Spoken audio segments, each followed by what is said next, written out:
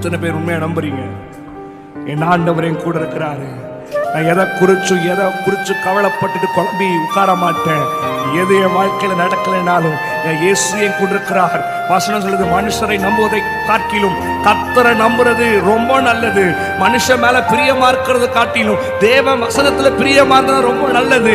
கர்த்தரை மாத்திரம் நீங்க சார்ந்து இருந்தீங்கன்னா போதும், நீ போய்கிட்டே இருப்ப. நீ போகிற பாதை செவ்வையா இருக்கும். நீ போகிற இடத்துல இயேசு முன்னாடி போவார். வசனம் சொல்லுகிற தடைகளை அப்புறப்படுத்துகிறவர் என்பதாக போகிறார்.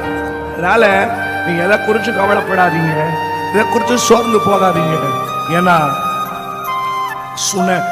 சோதனை உன்னை நம்ப வச்சு கழுத்தறுத்த மனுஷங்களை இன்னைக்கு நீங்க பார்த்து சொல்லுங்க, இல்ல பார்க்காம கூட இருங்க, நல்லது. ஏன்னா ஒரு நம்பிக்கை உங்க வாழ்க்கையில இன்னைக்கு வருது, கர்த்தர் என் கூட இருக்கிறார், என் இயேசு நடத்துவார். அந்த நம்பிக்கை உங்க வாழ்க்கையில் இருந்தாலே போதுங்க, வேற என்னங்க வேணும்?